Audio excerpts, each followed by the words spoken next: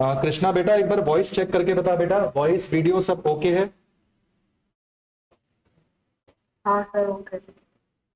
कोई बच्चा से डाउट पूछेगा वो डायरेक्ट पूछ लेगा, फोन करके वॉइस आ जाएगी। अगर आपको सर क्लियर ना हो तो उसको बोल देना कि ये चैट में पूछ ले।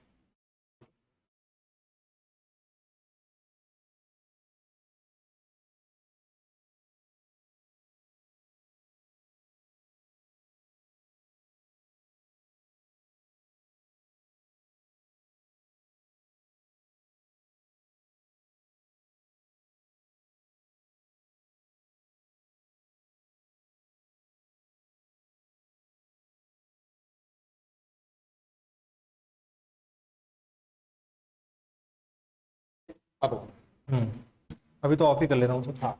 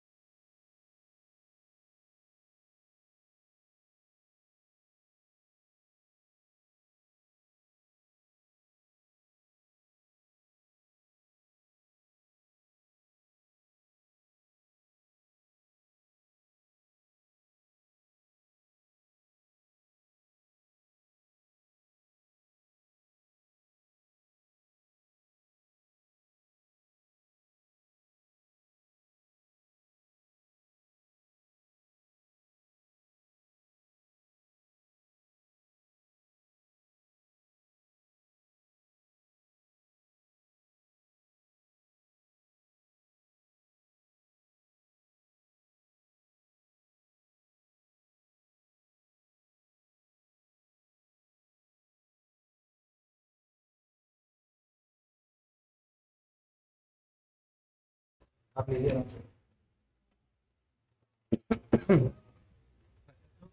बढ़िया सर यहाँ तो ठीक है। Thank you so much sir.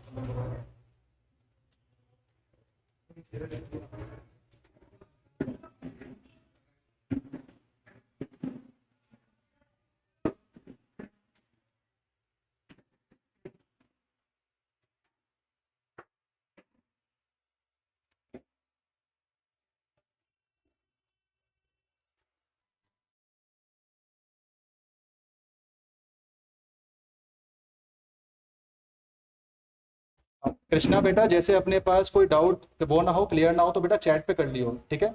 नहीं तो तू अपना माइक पे ही बोल लियो बोले।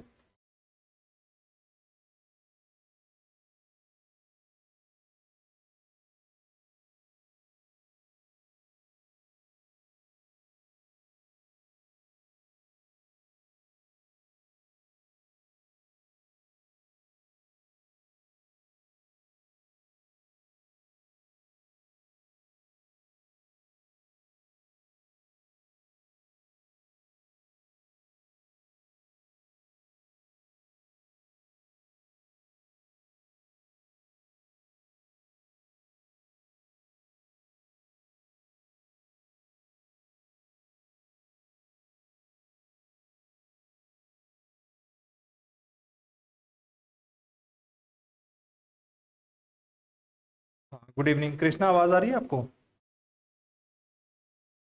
हाँ सर, आ रही। हाँ ठीक है, बस अभी शुरू करते हैं, ठीक है, थोड़ा सा वेट करना बस।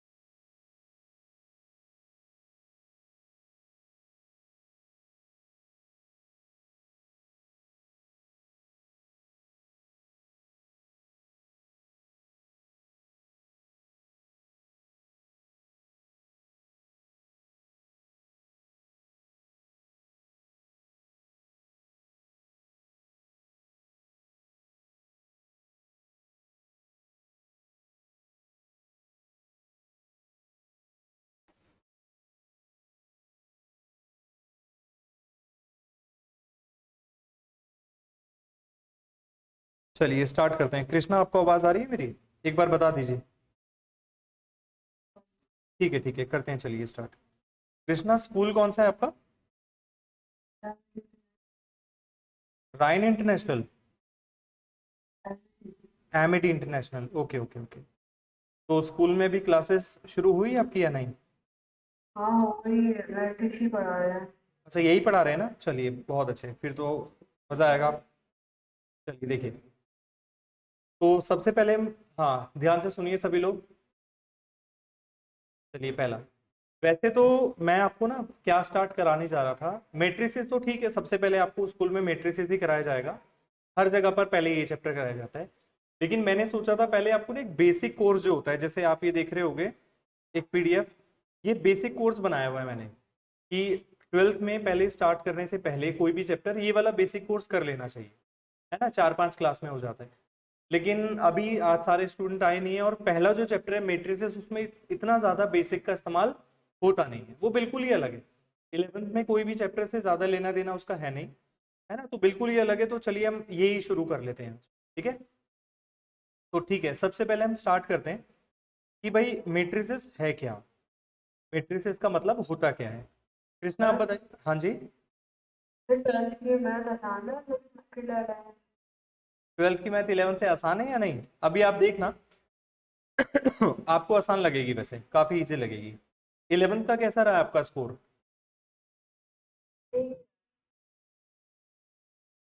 सही रहा? कितने मार्क्स आए मैथ्स में?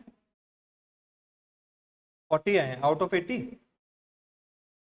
अच्छा अच्छा, नहीं नहीं 12th में बहुत अच्छे आएंगे, देखना अभी आप। और टर्म वन में ज़्यादा है, अच्छा एक टर्म, दिन की छुट्टी मिली। अच्छा एक दिन की छुट्टी मिली थी चलो कुछ नहीं है, देखो ये बिल्कुल इजी लगेगा, और प्लस पता है 12th क्लास में मैं आप सभी को ही बता देना चाहता हूँ, सारे बच्चे ध्यान से सुनो। 12th में बुक से थोड़ा सा कम ही आता है, जैसे आपका अगर 100 मार्क्स का पेपर है ना, तो 20 का ही समझ लो कि बुक से आ रहा है, बाकी 80 का बिल्कुल अलग होता है। और बिल्कुल अलग किधर से होता है, जो मैं आपको ये दिखा रहा हूँ, आपके सामने जो असाइनमेंट ओपन हो रखा है इसमें से सब कुछ आएगा, इसके बाहर कुछ आ ही नहीं सकता, ठीक है। तो इनमें से करना है, प्लस एनसीईआरटी तुम करते ही हैं, आपको पता है। तो ये दोनों चीजें पैरेलल चलेगी, तो किसी थर्ड चीज की आपको जरूरत नहीं पड़ेगी, ना कोई बुक लेना आपको एडिशनली, ना कुछ करना, तो यही सब चीजें आपको करनी होती है। समझ आ गया सभी को? चलिए शुरू करते हैं। तो मैट्रिक्स का मतलब होता क्या है, अगर हम बात करें मैट्रिक्स का मतलब है क्या, ये वैसे न्यूमेरिकली क्रोनोलॉजिकली थर्ड चैप्टर है, 12th की बुक में अगर देखा जाए तो थर्ड चैप्टर है, लेकिन हम यहाँ पर इसे सबसे पहले शुरू करते हैं, स्कूल्स में भी यही शुरू होता है, ठीक है। तो चलिए मैट्रिक्स क्या होता है, कृष्णा आप बताना चाहोगे मैट्रिक्स का मतलब क्या होता है? तो हाँ हाँ, ऑर्डर मैरिज, चलिए ठीक है, देखो क्या होता है, हाँ बिल्कुल सही। पता है कुछ भी नहीं है, आपको क्या करना है, आपके पास कुछ एलिमेंट्स हैं, एलिमेंट्स का मतलब नंबर भी हो सकते हैं, एलिमेंट्स का मतलब किसी का नाम भी हो सकता है, ओके, कोई ऑब्जेक्ट्स भी हो सकते हैं। तो आपने कुछ ऑब्जेक्ट्स को रोज एंड कॉलम वाइज अरेंज कर दिया है, रोज एंड कॉलम वाइज अरेंज कर दिया। जैसे मान लो यहाँ पर अभी 30 स्टूडेंट्स आ जाएं, तो यहाँ पर आप ये कुर्सी की रोज एंड कॉलम्स बना लोगे, तो कैसे कैसे ऑप्शन हो सकते हैं 30 को करने के लिए? 10 रोज कर लो 3 कॉलम्स कर लो, या 3 रोज कर लो 10 कॉलम्स कर लो, 5 और 6 कर लो, 6 और 5 कर लो। क्या ये बात समझ आ रही है आपको? तो ये सिंपल बात करी जाए तो मैट्रिक्स का मतलब ये एक ऐसा सिस्टम होता है जिसमें आप कुछ एलिमेंट्स को रेक्टेंगुलर वे में अरेंज कर देते हो इन सम रोज एंड इन सम कॉलम्स। क्या ये बात आपको समझ आ गई? ठीक है, देखिए यहाँ पर क्या लिखा हुआ है, मैट्रिसेस को यूजुअली कैसे दिखाया जाता है। तो मैट्रिक्स की अगर हम बात करें तो मैट्रिक्स को रिप्रेजेंट करने का जो तरीका होता है ना, एक मिनट जरा, हाँ किसी भी मैट्रिक्स को रिप्रेजेंट करने का तरीका ये होता है, ध्यान से देखना। सबसे पहले मैट्रिक्स का नाम, मैट्रिक्स का नाम हमेशा कैपिटल लेटर से रिप्रेजेंट करना होता है, इंग्लिश अल्फाबेट से करना है, कैपिटल लेटर से। और आपको छोटी छोटी बातों पर बहुत ज्यादा फोकस करना है, क्योंकि अब एग्जाम जो आ रहे हैं ना, वो बहुत नॉलेज टेस्ट करने वाले एग्जाम आ रहे हैं, कहीं से भी पूछ लेते हैं कुछ भी। मैट्रिक्स का जो सिंबल होता है वो ये होता है, ये ब्रैकेट आपने देखा ही होगा, ये मैट्रिक्स का सिंबल हो गया, और इसके अंदर एलिमेंट को लिखा जाता है। किसको लिखा जाता है? एलिमेंट को। तो मैं एक सिंगल एलिमेंट आपको लिखकर दिखा रहा हूं, ए आई and J, A I and जे, और बाहर लिखा हुआ है यहाँ पर m क्रॉस n। तो इसमें कौन सी चीज क्या है? तो सबसे पहले ए जो है वो तो नेम हो गया मैट्रिक्स का, क्या हो गया ये? नाम हो गया। ये मैट्रिक्स का साइन हो गया, सिंबल। और ये जो अंदर आपको नजर आ रहा है ए आई जे, ये एलिमेंट होता है। यहाँ पर आई रिप्रेजेंट कर रहा है रो को और जे रिप्रेजेंट कर रहा है कॉलम को, ठीक है। और एम और एन क्या होता है? ये ऑर्डर को दिखा रहा है मैट्रिक्स के। किसको दिखा रहा है? ऑर्डर को रिप्रेजेंट कर रहा है। अच्छा, ऑर्डर क्या होता है? किसी भी मैट्रिक्स में टोटल कितनी रोज हैं? जैसे आपके सामने ये वाली मैट्रिक्स है, तो आप इसमें मुझे बताओ टोटल कितनी रोज आपको नजर आ रही हैं, बताइए। 1 2 3, 3 रोज आपको नजर आ रही हैं। अच्छा, कॉलम्स कितने नजर आ रहे हैं बताओ? 3 ही कॉलम्स नजर आ रहे हैं। तो इसका जो ऑर्डर हो जाएगा ना, वो 3/3 हो जाएगा। यानी इसमें जो m की वैल्यू होगी किसकी वैल्यू? m की वैल्यू वो 3 होगी और n की वैल्यू भी 3 ही होगी। Is it clear or not? Krishna, समझ आया आपको? हाँ, बहुत अच्छे, आप सभी को क्लियर हो गया। चलिए, और ऐसा जरूरी नहीं है कि किसी भी मैट्रिक्स में जितने रोज होते हैं उतने ही कॉलम्स होने चाहिए। कितने भी रोज हो सकते हैं और कितने भी कॉलम्स हो सकते हैं। अब यहाँ पर अगर आप एलिमेंट्स को देखोगे अंदर, ध्यान से देखना, तो यहाँ पर एलिमेंट्स के नीचे कुछ नंबर लिखे हुए आपको नजर आ रहे हैं। आ रहे हैं या नहीं? तो ये नंबर किसको रिप्रेजेंट कर रहे हैं? रो और कॉलम को रिप्रेजेंट कर रहे हैं। जैसे कि मैंने लिखा A13, तो 1 किसको रिप्रेजेंट कर रहा है? रो को, और 3 किसको रिप्रेजेंट कर रहा है? कॉलम को। यानी एक ऐसा एलिमेंट है जो फर्स्ट रो में आ रहा है और थर्ड कॉलम में आ रहा है। तो इस हिसाब से जरा इसको आप ध्यान से देखिए। ये जो मैट्रिक्स आपको नजर आ रही है, इस मैट्रिक्स को आप ध्यान से देखिए। A11 समझ आ रहा है आपको? A11 इसको क्यों बोल रहे हैं? क्योंकि ये सॉरी बेटा, थोड़ी तबीयत ठीक नहीं है आज। फर्स्ट वाले रो में आ रहा है और फर्स्ट वाले ही कॉलम में आ रहा है। अच्छा, ये A32 का मतलब क्या हुआ कृष्णा? ये थर्ड वाले रो में है और सेकंड वाले कॉलम में है। क्या ये आपको बात समझ आ रही है? कृष्णा बताइए। कृष्णा, कृष्णा, आवाज आ रही है आपको? हेलो कृष्णा, आवाज आ रही है आपको या नहीं? हेलो कृष्णा, आप सुन पा रहे हैं मुझे?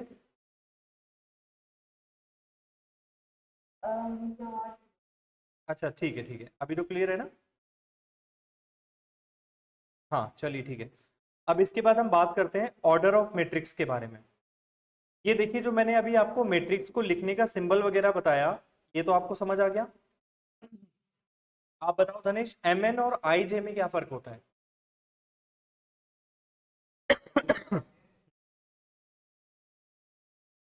Number of columns, total number of rows and total number of column. Okay, चलिए, बहुत अच्छे। इसके बाद हमारे पास आ जाता है ऑर्डर ऑफ मैट्रिक्स। तो ऑर्डर के बारे में बताइए कृष्णा, ऑर्डर के बारे में बताना, बताइए कृष्णा, ऑर्डर।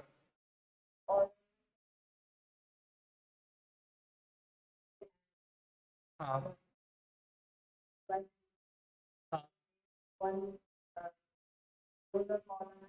3 3 हो गए। कितने हो गए? 3 3, बिल्कुल सही। चलिए, अब हम आ जाते हैं बच्चों टाइप्स ऑफ मैट्रिसेस पर।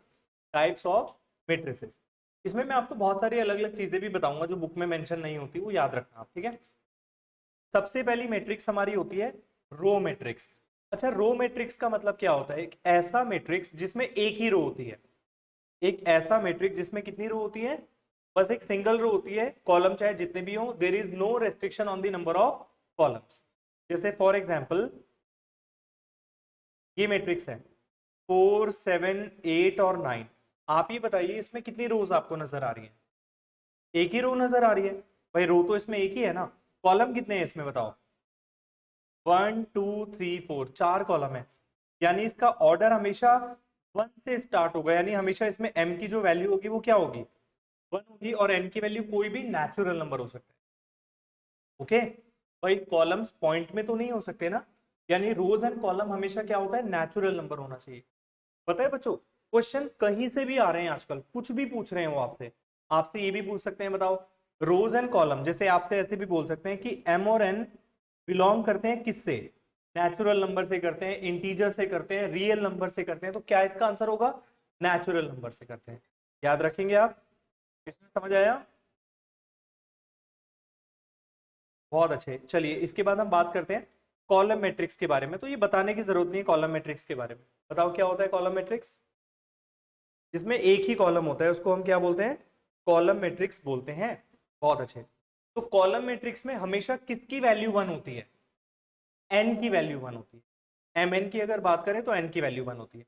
और लास्ट में मैं आपसे पूछूंगा सभी लोगों से कुछ, ठीक है? स्क्वायर मैट्रिक्स के बारे में बात करते हैं। तो बच्चों स्क्वायर मैट्रिक्स का मतलब एक ऐसा मैट्रिक्स होता है में equal number of rows and columns होते हैं। क्या होते हैं? Equal number of rows and columns. Rows and columns बराबर होते हैं, यानी कि वो इस तरह से दिखता है। देखो कुछ ये जो आपको मैं थोड़ा जूम करके दिखाता हूं, इस तरह से। हाँ ये 3 by 3 है ना, यानी इसमें equal number of rows and columns है। अच्छा लेकिन इसमें एक खास बात मैं आपको बताता हूँ, बहुत इंटरेस्टिंग बात। देखिए अगर आप किसी भी स्क्वायर मैट्रिक्स को जज करें, ऑब्वियसली जितने नंबर ऑफ रोज होते हैं उतने ही नंबर ऑफ कॉलम्स भी होते हैं, ठीक है? और इसमें अगर आप ध्यान से देखें, ये एक डायगोनल है। क्या है ये? What is this? It is a diagonal. लेकिन आप बोलोगे सर डायगोनल तो ये वाली भी है, लेकिन इन दोनों में एक फर्क है। क्या फर्क है? देखो मैं आपको बताता हूँ। ये जो अभी आपको रेड कलर से आउटलाइन दिख रहा है, यहाँ पर देखो आई और जे हमेशा सेम है। देखो आप जरा ध्यान से, आई और जे क्या है? सेम है। लेकिन इस वाले डायगोनल में जो दूसरा वाला डायगोनल है, ये वाला डायगोनल जो आपको दिख रहा है, इसमें आई और जे सेम है क्या? सभी में आई और जे सेम नहीं है।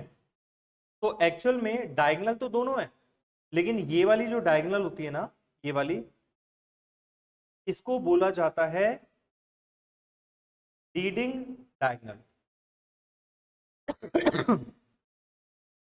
लीडिंग डायगोनल इसको बोला जाता है। याद रखेंगे आप। तो डायगोनल तो दोनों होती हैं, लेकिन ये जो आपको नजर आ रही है इसको क्या बोला जाता है? Leading diagonal. और अगर नॉर्मली मैट्रिसेस में कोई डायगोनल वर्ड का यूज कर भी रहा है ना, तो वो समझ लो इसी वाले के लिए कर रहा होगा। ओके? तो आप बताओ डायगोनल एलिमेंट्स और नॉन डायगोनल एलिमेंट्स में क्या फर्क होता है? बताओ, कोई भी बता दो। What is the basic difference between diagonal elements and non diagonal elements? बताइए। नॉन डायगोनल में आई और जे सेम नहीं होता। चलो एक चीज मैं और भी बताता हूँ बच्चों। अगर आप डायगोनल के ऊपर ध्यान से देखें, मतलब all the elements above the diagonal, मतलब मैं इन तीनों की बात कर रहा हूँ, 1 2 और 3, इसमें आई हमेशा जे से छोटा है। देखो आप जरा ध्यान से, यस और नो? कृष्णा दिख रहा है आपको ये बात? All the elements above the diagonal, उनके अंदर आई हमेशा जे से छोटा है। और इन तीनों में आ जाओ जरा, आई हमेशा जे से बड़ा है। तो कृष्णा ये वाली बात दोबारा से बताओ हमें आप।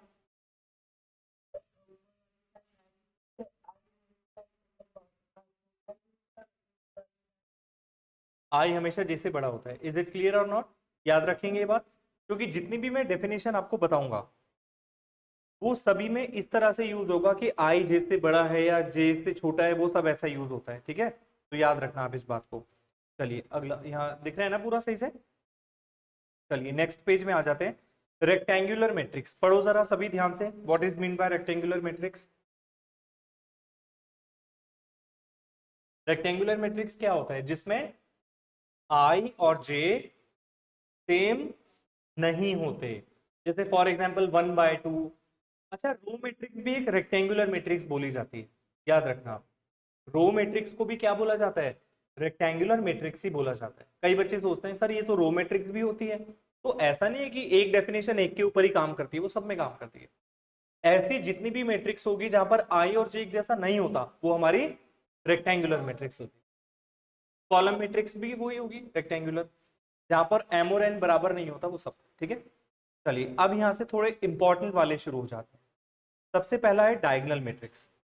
कौन सा वाला? डायगोनल। तो डायगोनल पता है क्या होता है? एक तो होता है इसको नॉर्मली ऐसे ओरली बता दिया मैंने आपको, और एक होता है बिल्कुल टेक्निकलिटी वाइज बताना। तो नॉर्मली आपको स्कूल वगैरह में कैसे बताया जाता है, पहले मैं वो बता देता हूँ। तो डायगोनल मैट्रिक्स वो मैट्रिक्स होती है जिसमें नॉन डायगोनल एलिमेंट सब जीरो होते हैं। जैसे इसको एग्जांपल को देखो आप, इसमें डायगोनल के अलावा जितने भी एलिमेंट हैं, और कौन सी डायगोनल की बात हो रही है? लीडिंग डायगोनल की। इसके अलावा सारे देखना जरा आप, डायगोनल के अलावा सभी के सभी क्या है, जीरो। अच्छा इसमें देखिए आप, वही है ना। और एक स्पेशल केस, अगर कोई 1 by 1 ऑर्डर की मैट्रिक्स होती है तो उसको भी आप डायगोनल मैट्रिक्स ही कंसीडर करते हो। ये 1 मार्कर क्वेश्चन में आ सकता है, ठीक है। लेकिन इसकी टेक्निकल डेफिनेशन क्या है, देखो टेक्निकल डेफिनेशन। अच्छा कृष्णा, अभी आपको क्या समझ आया डायगोनल मैट्रिक्स क्या होती है?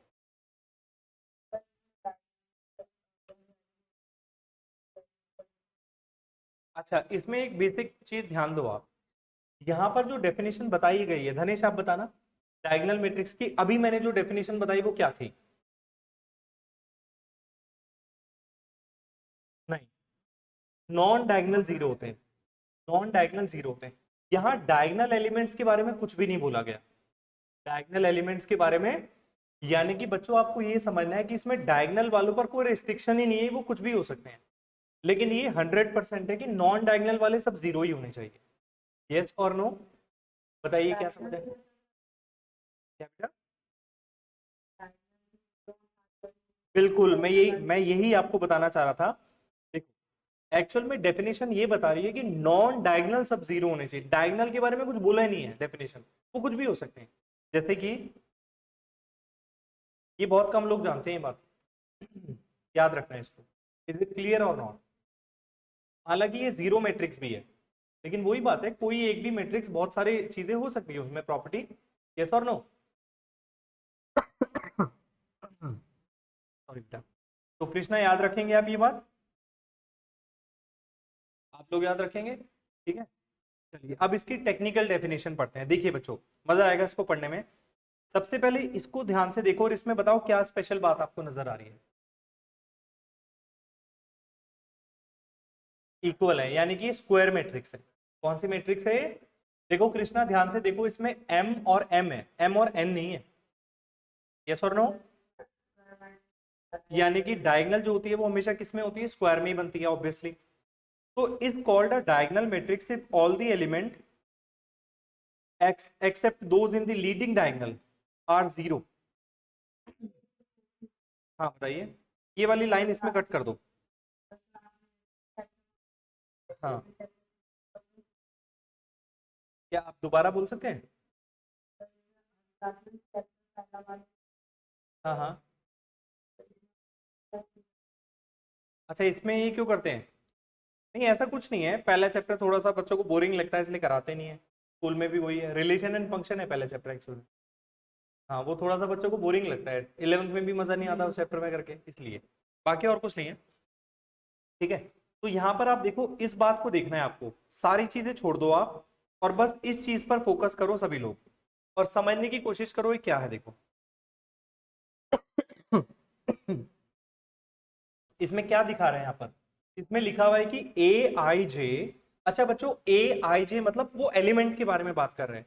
ये बोल रहा है कि एलिमेंट जीरो होगा, कौन सा वाला एलिमेंट जीरो होगा, जहां पर आई और जे इक्वल नहीं होते। अच्छा कौन सी ऐसी जगह है कृष्णा जहां आई और जे इक्वल नहीं होते?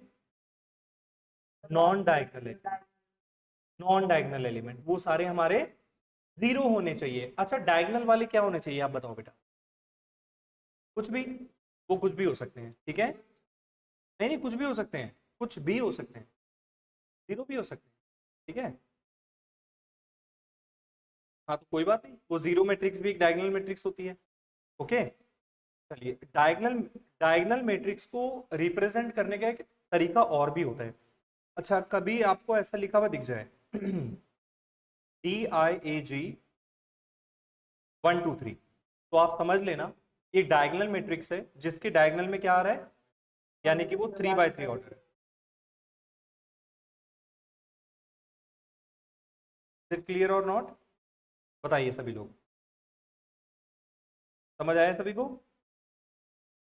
ठीक है, तो ये भी इसको लिखने का तरीका सब इसमें मेंशन है, इसमें कोई प्रॉब्लम नहीं होगी आपको। चलिए आगे करें फिर। इसके बाद होता है स्केलर मैट्रिक्स। अच्छा स्केलर मैट्रिक्स को देखो, इसकी प्रॉपर्टीज ध्यान से देखते हैं क्या है। पहली प्रॉपर्टी पढ़कर देखते हैं आपको क्या समझ आ रहा है। यानी इसमें भी नॉन डायगोनल एलिमेंट जीरो होते हैं। भाई आपको समझ आ रहा है कि ए आई जे एलिमेंट जीरो होगा, कौन सा वाला? जहां पर आई और जे इक्वल नहीं होते, यानी नॉन डायगोनल एलिमेंट्स वाले सारे के सारे क्या होंगे, इसमें जीरो होंगे। यानी इसमें एक खास बात है कि ये कौन सी मैट्रिक्स भी है, ये डायगोनल मैट्रिक्स भी है। बात समझ आ रही है?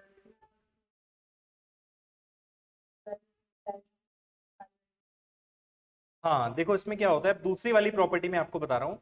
दूसरी बात यह है कि जो ए आई जे है यानी एलिमेंट है के इक्वल होगा। अब के का मतलब कुछ भी हो सकता है, जहां पर आई और जे सेम होता है। आई और जे सेम कहां पर होता है रिया? डायगोनल, लीडिंग डायगोनल में। तो इसमें बोला जा रहा है, पहली वाली बात ने क्या बोला कि नॉन डायगोनल तो सारे जीरो होंगे, नॉन डायगोनल सारे क्या होंगे, जीरो होंगे, लेकिन डायगोनल वाले सभी के सभी सेम होंगे। डायगोनल वाले सभी के सभी क्या होंगे, सेम होने चाहिए। जैसे आप एग्जांपल के तौर पर देख लो ए और बी, देखिए आप जरा ध्यान से, बात समझ आ रही है? तो ऐसे इसका एग्जांपल हो गया, समझ आया सभी को? बहुत बढ़िया। चलिए अब आगे चलते हैं। इसके बाद होता है आइडेंटिटी या फिर यूनिट मैट्रिक्स। आइडेंटिटी मैट्रिक्स बोल दो या फिर क्या बोल दो, यूनिट मैट्रिक्स बोल दो, एक ही बात है। तो देखिए आइडेंटिटी मैट्रिक्स का मतलब क्या होता है, इसमें पहली कंडीशन बताओ मुझे, आप बताओ बेटा। नॉन डायगोनल वाले सारे जीरो, नॉन डायगोनल सारे जीरो हैं, लेकिन डायगोनल वाले सारे वन होने चाहिए। स्पेशली डायगोनल वाले सभी के सभी क्या होने चाहिए, वन होने चाहिए। Is it clear or not? बताइए सभी को बात समझ आई? अच्छा यानी कि इन तीनों में, तीनों का मतलब है, देखो चाहे आइडेंटिटी हो या डायगोनल हो या स्केलर हो, इन तीनों में एक कॉमन बात है। बताओ क्या है कॉमन बात? नॉन डायगोनल सारे जीरो होते हैं। नॉन डायगोनल कृष्णा क्या होते हैं, सारे के सारे इसमें जीरो होते हैं। बस ये तीनों एक छोटी छोटी बात से अलग अलग हो जाते हैं। बताओ तीनों में डिफरेंस बताओ बेटा गणेश। नॉन डायगोनल सभी जीरो होंगे, डायगोनल वाले कुछ भी हो सकते हैं, ठीक है?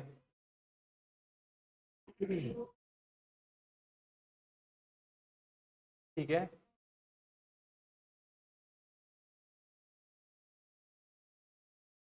वन हो जाते हैं, बाकी सारे जीरो। कृष्णा क्लियर हो गया? हाँ। बहुत अच्छे। चलिए अब हम बात करते हैं आइडेंटिटी मैट्रिक्स को रिप्रेजेंट कैसे किया जाता है। आइडेंटिटी मैट्रिक्स को दिखाने का तरीका होता है आई एन, जहां पर एन होता है ऑर्डर। अच्छा जैसे कि मान लो कहीं पर I2 लिखा हुआ है, I2, तो I2 का मतलब हो जाएगा 1001। ओके, I3 का मतलब हो जाएगा आइडेंटिटी मैट्रिक्स है जिसका ऑर्डर है 3 3 by 3। ठीक है, ऐसे होता है, याद रखना है इसका। चलिए अगली बात नेक्स्ट करते हैं। नेक्स्ट हमारा ये है कि अगर आपको नल या जीरो मैट्रिक्स के बारे में बात कर रहा है, तो नल या जीरो मैट्रिक्स का मतलब नाम से ही पता चल रहा है, जिसमें सभी के सभी एलिमेंट्स क्या हो जाते हैं, जीरो हो जाते हैं। और इसमें ऑर्डर से कोई मतलब नहीं है, ये रेक्टेंगुलर भी हो सकती है, स्क्वायर भी हो सकती है, कैसा भी हो सकता है। समझे आप ये बात? अब इसके बाद दो स्पेशल मैट्रिक्स में आपको बता रहा हूं, upper triangular matrix and lower triangular matrix. एक होती है अपर ट्राइंगुलर और एक होती है लोअर ट्राइंगुलर। ये आपको बुक में नहीं मिलेगी कहीं भी। अपर ट्राइंगुलर और लोअर ट्राइंगुलर का मतलब क्या होता है, देखिए बेटा। अपर ट्राइंगुलर मैट्रिक्स, अच्छा इसको, इसकी डेफिनेशन से समझो। पहली बात, इससे क्या समझ आ रहा है, क्या है ये कृष्णा, कौन सा मैट्रिक्स है? ये स्क्वायर मैट्रिक्स है। अच्छा इसमें बोल रहा है कि अपर ट्राइंगुलर तब कहलाती है when A I J is zero. Element zero होगा कौन सा वाला, देखो जहां पर आई जो है जे से बड़ा होता है। अच्छा कहां पर होता है आई जे से बड़ा? डायगोनल के नीचे वाला, यानी डायगोनल के नीचे सारे जीरो होने चाहिए। अच्छा इसमें क्या बोला है, डायगोनल के नीचे वाले सारे जीरो होने चाहिए, ऊपर वाले के बारे में कुछ बोला है? तो वो कुछ भी हो सकते हैं, यस और नो। बात समझ आ गई? बस डायगोनल के नीचे सारे जीरो होने चाहिए, ऊपर वाले कुछ भी हो, हमें कोई इससे मतलब नहीं है। Is it clear Krishna? बस पहले पढ़ा था, क्या चीज? और बाद में टाइम आई बढ़ा। हाँ तो नीचे आई बड़ा होता है ना बेटा, देखो यही तो लिखा हुआ है, यहाँ आई जैसे बड़ा है। ऊपर का आपके समझ नहीं है, चलो अगला देखो, क्या पता आपकी डाउट क्लियर हो जाए अगले वाले से एक बार। मैं कह रहा हूँ, हम्म, जैसे हम कह रहे हैं ना ऊपर वाले को। कुछ भी हो सकते हैं, बिल्कुल बिल्कुल। हाँ तो जैसे हमने ऊपर पढ़ा था, ऊपर वाले आई नहीं नहीं बेटा, इसमें आप डेफिनेशन में देखो ना क्या लिखा हुआ है। डेफिनेशन में लिखा हुआ है वो सभी एलिमेंट जीरो होने चाहिए जो स्पेशली डायगोनल के नीचे वाले। ऊपर वाले के बारे में तो कुछ बोला ही नहीं है, वो कुछ भी हो सकते हैं। जब किसी के बारे में कुछ ना बोला जाए तो वो कुछ भी हो सकता है बेटा, ठीक है। वो मतलब उसी केस के लिए हाँ चलो अब ये देखो अगला, लोअर ट्राइंगुलर। लोअर ट्राइंगुलर भी आपको समझ आ गया होगा क्या होता है। क्या होता है बताओ लोअर ट्राइंगुलर? इसमें डायगोनल के ऊपर वाले सारे, मतलब नाम से ना उल्टा काम हो रहा है। लोअर ट्राइंगुलर में तो ऊपर वाले जीरो है और अपर ट्राइंगुलर में नीचे वाले सारे जीरो। बात समझ आ गई? चलिए बहुत अच्छे। अभी ये स्पेशल टाइप वालों की अभी आपको जरूरत नहीं है, ठीक है। अब हम बात करते हैं सीधा इक्वालिटी ऑफ मैट्रिसेस। अच्छा ये आप याद कर लो, ट्रेस ऑफ मैट्रिक्स का मतलब क्या होता है? ट्रेस ऑफ मैट्रिक्स, अच्छा ट्रेस का मतलब होता है डायगोनल का सम। किसी भी मैट्रिक्स में, किसी भी स्क्वायर मैट्रिक्स में, ऑब्वियसली डायगोनल तो स्क्वायर मैट्रिक्स में ही बनती है, उसमें सभी के सभी डायगोनल एलिमेंट का सम जो कहलाता है वो ट्रेस कहलाता है। क्या कहलाता है? ट्रेस। जैसे आपको कहीं भी ऐसा लिखा हुआ दिख जाए टी आर और यहाँ ब्रैकेट में उसका नाम हो गया कुछ भी, तो ट्रेस ऑफ ए। तो ट्रेस का मतलब क्या हुआ धनेश? जितने भी डायगोनल एलिमेंट होंगे उनका सम। यानी फॉर एग्जांपल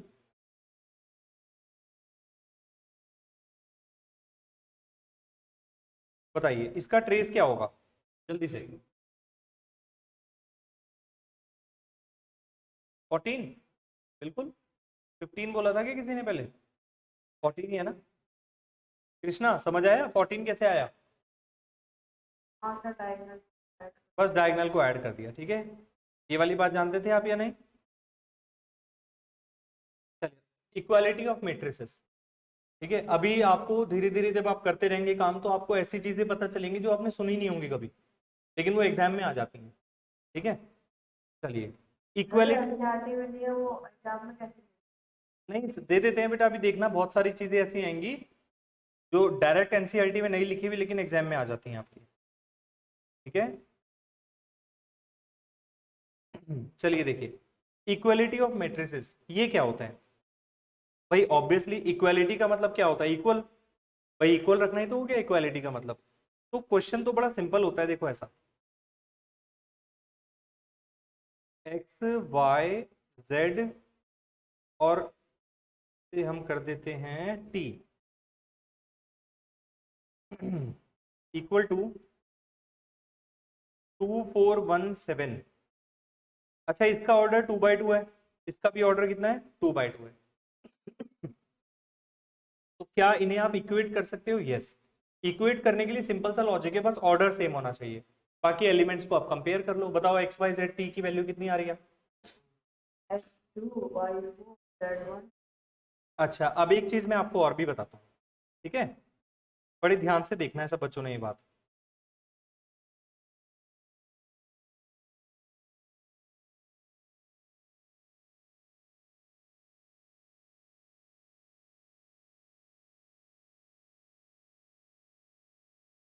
हाँ अब बताओ एक्स की वैल्यू क्या है? 2 है और 3। अब ये चीज हमेशा याद रखेंगे आप सभी लोग, अगर आपको कभी भी दो मैट्रिसेस को कंपेयर करने से, दो मैट्रिसेस को कंपेयर करने से एक ही वेरिएबल की दो अलग अलग वैल्यूज मिल रही है, जैसे अगर आप कैसे आ रही है वैल्यू की कैसे आप, अच्छा इसको कंपेयर करना दूसरे वाले को, 2x-1 वाले को,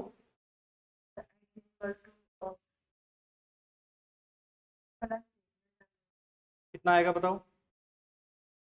हो जाएगा 3 आ जाएगा ना। तो बेटा इसका मतलब ये हुआ कि एक ही वेरिएबल, मैंने ना 2x प्लस अच्छा +1 पढ़ लिया था, चलो कोई बात नहीं, अभी तो ठीक है। तो मेरी बात सुनिए, ध्यान से सुनना सभी लोग। अगर आपको कभी भी किसी दो मैट्रिसेस को इक्वेट करने में एक ही वेरिएबल की दो अलग अलग वैल्यूज मिल रही है तो उसका मतलब वो क्वेश्चन ही गलत है। नॉट पॉसिबल टू फाइंड, यानी ये दोनों मैट्रिसेस इक्वल ही नहीं हो सकती। Is it clear or not? हाँ ये बात अलग है, मान लो अगर फॉर एग्जाम्पल ऐसा होता कि मान लो मैं इधर लिख देता आपका x² और यहां कुछ और होता, यहां मैं t लिख देता और यहां पर मैं 2 की जगह 1 लिख देता हूं। तो अब बताओ x की कौन सी वैल्यूज आ, अभी भी 2 आ रही हैं, लेकिन कौन सी बताओ? Plus minus 1। भाई X square is equal to 1 है, तो x इज इक्वल टू कितना आ जाएगा? Plus minus 1। यहां से भी 2 वैल्यूज आई हैं, 1 और कितनी? -1। 2 वैल्यूज आई हैं कि नहीं? यहां से एक से चल सकता है, लेकिन 2 अलग अलग जगह से अलग अलग वैल्यूज नहीं आनी चाहिए। मतलब अगर यहां से सॉल्व करने पर +-1 आ रहा है, तो कहीं और से भी अगर x की वैल्यू निकाली जा सकती है, तो वहां से भी फिर कितना ही आना चाहिए? +-1 ही आना चाहिए। और अगर नहीं आया तो उसका आंसर हो जाएगा not possible to find. Is it clear or not? याद रखेंगे कृष्णा इस बात को? बताइए। हाँ सर याद। चलिए ठीक है, नेक्स्ट बात। चलिए एक क्वेश्चन ऐसा भी आता है एग्जाम में, देखिए मैंने आपसे एक छोटा सा क्वेश्चन आपको दिया कि आपको एक 3x3 की मैट्रिक्स बनानी है। देखो 3x3 की मैट्रिक्स कुछ ऐसी होती है, हाँ या ना? ऐसी होती है, और इसमें आपको एलिमेंट यूज करना है 2 और 3। तो कितनी अलग अलग मैट्रिसेस आप बना सकते हो? मतलब आपको 2 और 3 को इनके अंदर फिल करना है। फॉर एग्जाम्पल ऐसे, सर मैं बताऊँ? हाँ बताओ। वैसे टू वन अच्छा, तो आंसर क्या आएगा इसका? आंसर बताइए आप।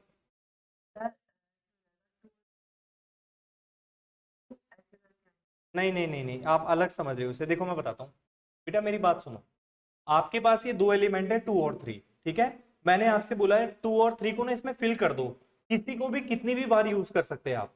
तो बताइए ऐसे टोटल कितनी अलग अलग मेट्रिसेस बन सकती हैं? फॉर एग्जाम्पल जैसे ये बन गई, तो ऐसे कितनी और बन सकती है? बहुत सारी बन जाएगी ना।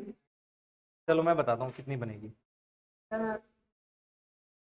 अच्छा आप ये बताओ, बस इतना बताओ, पहली बार में फिल करने के लिए आपके पास कितने ऑप्शंस हैं?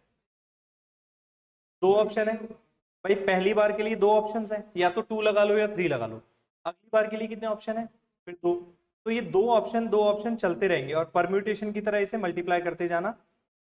कितनी बार हो जाएगा ये?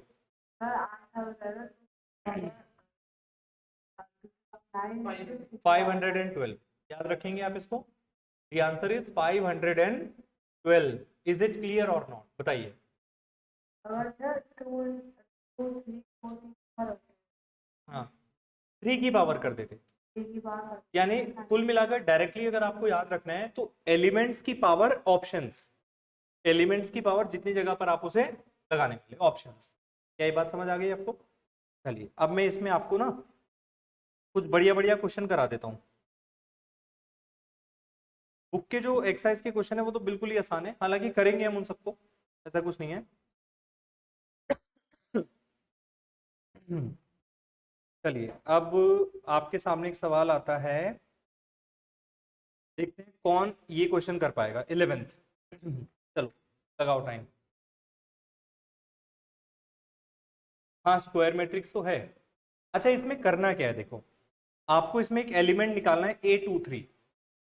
अभी आपको लग रहा होगा पता नहीं कैसे अजीब सा आ गया है ये, बुक में तो ऐसे इस लेवल का एक भी क्वेश्चन नहीं है पूरी किताब। आप देखो क्या कर रहे हैं। आपको सबसे पहले इसमें, हाँ बताओ कृष्णा। करो करो करो।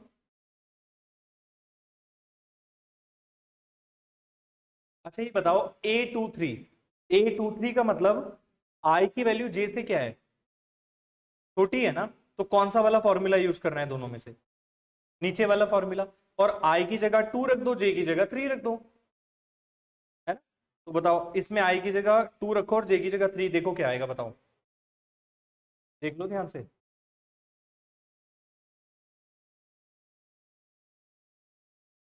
8 आएगा, 7 आएगा।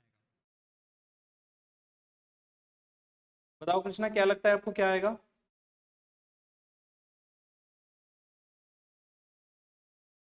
A23। बेटा A23 मतलब पहले इसको ये चेक करो ये कौन सा वाला एलिमेंट है, किस में आएगा? तो ये सेकंड वाले में आएगा कृष्णा, ये बात क्लियर हो रही है या नहीं? इसमें आएगा। 7 आ गया ना वैल्यू। अब चलो देखते हैं जल्दी से कौन बताएगा इसकी वैल्यू कितनी आएगी, दूसरे वाले की। A32 की वैल्यू कितनी आएगी? 4। दोनों में गड़बड़ कर दिया दिनेश। इसमें 3 2 लगाना है ना, तो बेटा इनका सम कितना हुआ बताओ? 4 4 आ गया ना, तो 7 7 + 4, द आंसर इज 11।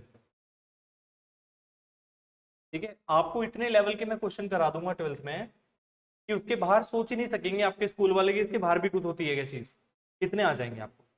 ठीक है बेटा, शुरुआत से लेकिन पकड़ के चलना पड़ेगा इन चीजों को। अच्छा, इसका आंसर बताओ, चलो 12th वाले का आंसर बताओ, आंसर ऑफ क्वेश्चन 12th बताइए जल्दी।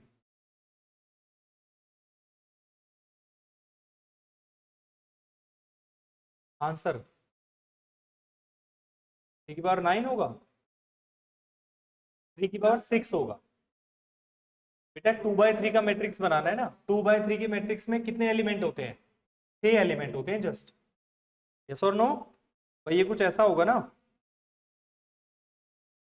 Krishna, got it? बताइए। 729 729 इज द आंसर, बिल्कुल सही, बिल्कुल सही, 729। देखो आगे समझ, बताओ कैसा लगा ये आपको, इजी है? चलो ये क्वेश्चन करते हैं, ये वाला। कंस्ट्रक्ट 2/2 मैट्रिक्स, एक 2/2 का मैट्रिक्स बनाना है जिसके एलिमेंट इस तरह से निकालने हैं आपको। तो ऐसे क्वेश्चन को पता है कैसे किया जाता है? पहले 2/2 का मैट्रिक्स बना लो एक, और मुझे आता आता है ये वाला? हाँ, ये तो बुक जैसा क्वेश्चन है, A12 A21 और A22। चलिए अब इसमें ना 4 एलिमेंट आपको निकालने हैं। तो सबसे पहला एलिमेंट A11, बस इस फॉर्मूले में पुट अप कर दो बस, A11। बताओ A11 कितना आएगा?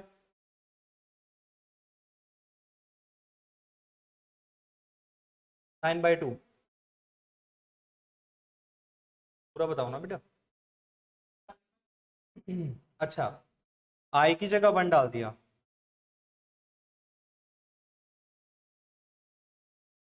अब आ गया 9/2। अच्छा आप बताओ कैसे नहीं आएगा 9/2, है ना? ठीक है, आ गया समझ?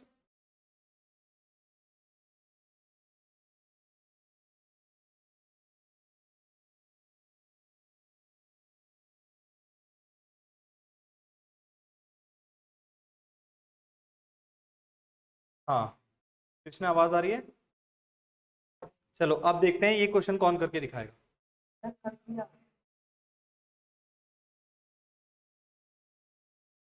हाँ कृष्णा, कर लिया ना? हाँ बहुत बढ़िया, आ गया ना करना? आंसर दिखा दूं? फिर मैं बताओ। 9/2 देखो ये आंसर है, ठीक है। कृष्णा आपको कोई भी अलग से बुक वगैरह स्कूल वाले कुछ भी बोले ना, ये ले लो वो ले लो, कुछ भी लेने की जरूरत नहीं पड़ेगी। जितनी चीजें मैं दूंगा ना वो कर ही नहीं जाएंगी आपसे, इतनी सारी हैं। और ये भी आप देख लेना, इस बार भी जो बोर्ड का एग्जाम आया है ना उसमें अभी, अच्छा पहले ही पूछ लिया आपने। जो भी चीजें आई है ना सारी कंसेप्चुअल है, बिल्कुल कॉन्सेप्चुअल। यानी कि अगर आप सोच रहे हो कि एनसीईआरटी करके जाओगे 100 में से 100 नंबर आ जाएंगे, तो ऐसा नहीं है बिल्कुल भी। बहुत ज्यादा ना डीपली आपसे पूछा जा रहा है कि क्या क्या चीजें हैं, तो एक एक छोटी छोटी बात आपको पता होनी चाहिए। पता है कुछ कुछ बच्चे पूरा मेट्रिसेस कर देते हैं, मेट्रिसेस उन्हें पता है बहुत आसान होता है, कुछ भी नहीं है। अगर आप उनसे पूछ लोगे ना आई जे से बड़ा या छोटा कहां पर होता है वो भी नहीं पता होगा, कि इसको अपर ट्रायंगल ये भी नहीं पता होता, बस क्वेश्चन करने आते हैं। तो छोटी छोटी बातें पता होनी चाहिए, जैसे वो डायगोनल मैट्रिक्स स्क्वायर मैट्रिक्स वैसे तो पता होगा ये 0 होते हैं, और उनको वैसे टेक्निकल वाला लिख के दे दिया तो वो समझ नहीं पाएंगे कि किस चीज की बात हो रही है। तो ऐसे आपको ध्यान देना पड़ेगा, ठीक है। चलिए अब देखते हैं ये वाला क्वेश्चन कौन कर पाएगा। थर्ड थोड़ा सा टेक्निकल है, ट्रिकी है बहुत। अब देखते हैं कौन बताएगा इसे। सोचो, लगाओ दिमाग।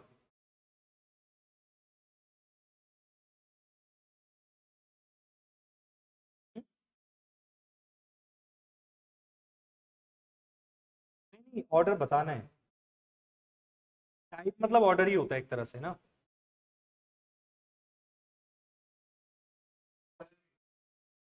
बेटा ऑर्डर बताना है। हाँ 1 into समथिंग तो होगा, लेकिन वो समथिंग ही तो बताना है आपको क्या होगा। 1 इंटू, देखते हैं, अगर आपने सही बता दिया ना तो आप पहले बच्चे होंगे जिसने इसका आंसर सही बताया है मेरे पूरे बैच जब जितने भी पढ़ाए हैं अभी तक, अगर सही आंसर हुआ तो थर्ड का। तो 1 इंटू, बिल्कुल सही जवाब।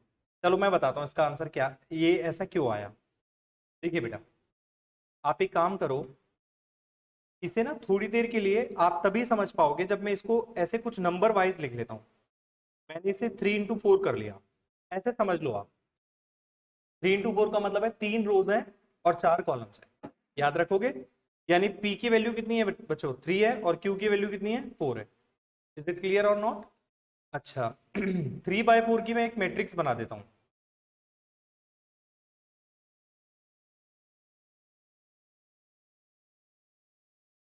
ये बात समझ आ रही है कृष्णा आपको? 3/4 का मैट्रिक्स, ओके कृष्णा? हाँ, अब इसमें बोला है R is a row of A, आप इसकी कोई एक रो अज्यूम कर लो। चलो मान लो मैंने इसको अज्यूम कर लिया, तो इसका नाम मैंने क्या रख दिया, R रख दिया। इसका नाम मैंने क्या रख दिया, R। इसको मैं किस नाम से बोल रहा हूँ बेटा, R के नाम से बोल रहा हूँ।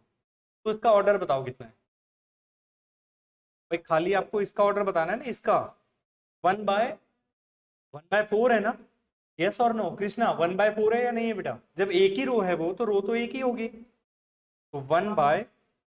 और बेटा 4 हमने किसको माना था, Q को, तो 1/Q is the answer. How was that?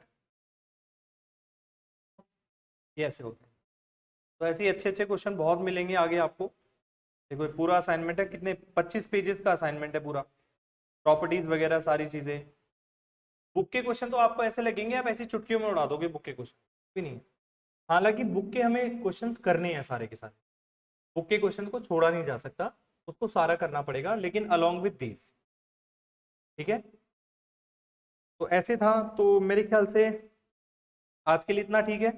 आपको पहली एक्सरसाइज करनी है, अगर आपने बुक ले ली है तो। अभी ले लिए बुक या नहीं? अभी नहीं लिया बुक, तो मैं पीडीएफ आपको शेयर कर दूंगा, ठीक है ना।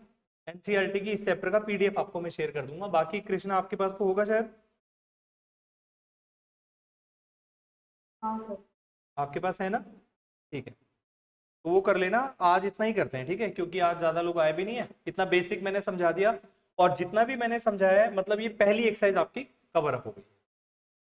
Is it clear? इजी था, मजा आया? ठीक है, Yes, sir. Thank वेलकम बेटा, वेलकम। you. सर अगली क्लास कब होगी? यस, अगली क्लास में अंकित सर बता देंगे आपको, ठीक है।